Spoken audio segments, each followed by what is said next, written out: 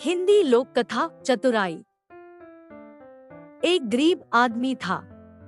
एक दिन वह राजा के पास गया और बोला, महाराज, मैं आपसे कर्ज मांगने आया हूँ। कृपा कर आप मुझे 5,000 रुपए दें। मैं 5 वर्ष के अंदर आपके रुपए वापस कर दूंगा। राजा ने उसकी बात पर विश्वास कर उसे 5,000 रुपए दे दिए।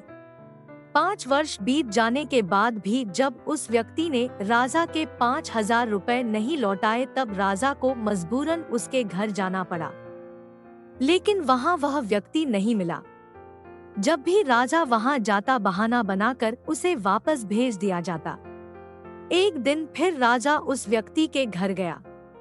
वहाँ और कोई तो नहीं दिखा, एक छोटी लड़की बैठी थी।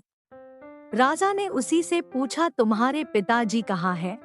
लड़की बोली, पिताजी स्वर्ग का पानी रोकने गए हैं। राजा ने फिर पूछा, तुम्हारा भाई कहाँ है? लड़की बोली, बिना झगड़ा के झगड़ा करने गए हैं। राजा के समझ में एक भी बात नहीं आ रही थी, इसलिए वह फिर पूछता है, तुम्हारी माँ कहाँ है? लड़की बोली, माँ 1 से 2 करने गई है। राजा उसके इन उलझुल जवाब से खींच गया।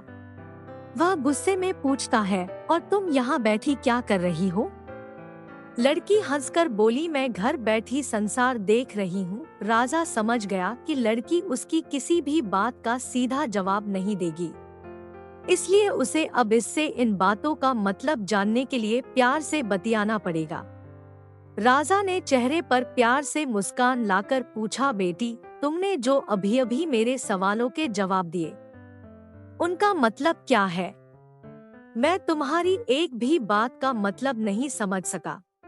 तुम मुझे सीधे सीधे उनका मतलब समझाओ। लड़की ने भी मुस्करा कर पूछा, अगर मैं सभी बातों का मतलब समझा दूं तो आप मुझे क्या देंगे? राजा के मन में सारी बातों को जानने की तीव्र उत्कंठा थी। वह बोला, जो मांगोगी वही दूंगा। तब लड़की बोली, आप मेरे पिताजी का सारा कर्ज माफ कर देंगे तो मैं आपको सारी बातों का अर्थ बता दूंगी। राजा ने कहा, ठीक है, मैं तुम्हारे पिताजी का सारा कर्ज माफ कर दूंगा। अब तो सारी बातों का अर्थ समझा दो। लड़की बोली, महाराज, आज मैं आपको सारी बातों का अर्थ नहीं समझा सकती। कृपा कर आप कल आएं। कल मैं जरूर बता दूंगी। राजा अगले दिन फिर उस व्यक्ति के घर गया। आज वहाँ सभी लोग मौजूद थे। वह आदमी, उसकी पत्नी, बेटा और उसकी बेटी भी। राजा को देखते ही लड़की पूछी, महाराज, आपको अपना वचन याद है ना? राजा बोला, हाँ, मुझे याद है। तुम अगर सारी बातों का अर्थ बता दो तो मैं तुम्हारे पिताजी का सारा कर्ज माफ कर दूंगा। लड़की बोली, सबसे पहले मैंने यह कहा था कि पिताजी स्वर्ग का पानी रोकने गए हैं। इसका मतलब था कि वर्षा हो रही थी और हमारे घर की छत से पानी टपक रहा था। पिताजी पानी रोकने के लिए छत को छां बना रहे थे।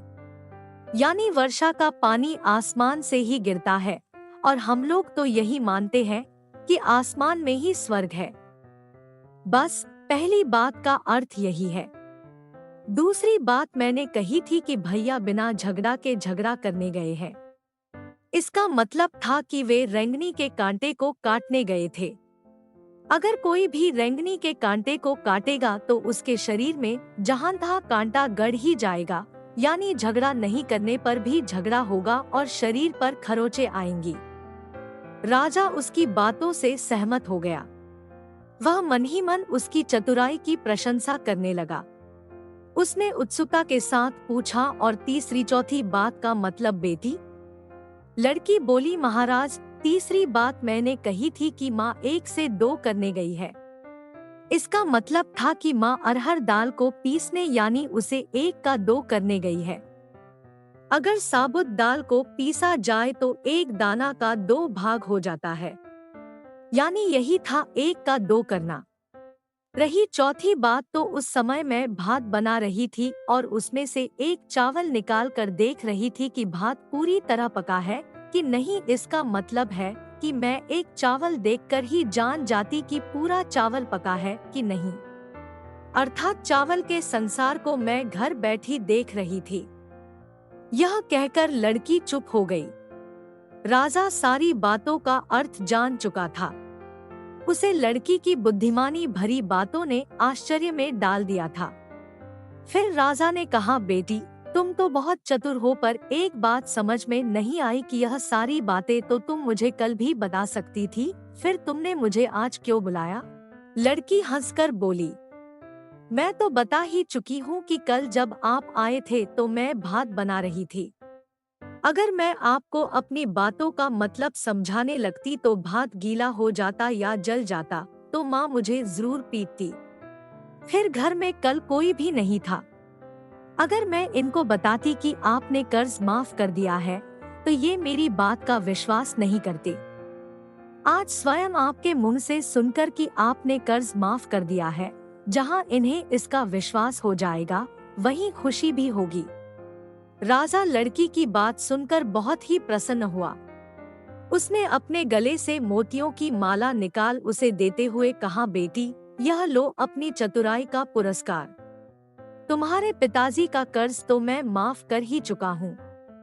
अब तुम्हें या तुम्हारे घरवालों को मुझसे बहाना नहीं बनाना पड़ेगा। अब तुम लोग निश्चिंत होकर रहो। अगर फिर कभी किसी चीज की जरूरत हो तो बेझिझक होकर मुझसे कहना। इतना कहकर राजा लड़की को आशीर्वाद देकर चला गया।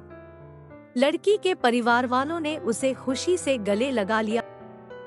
दोस्तों, ये कहानी आपको कैसी लगी हमें कमेंट करके जरूर बताएं।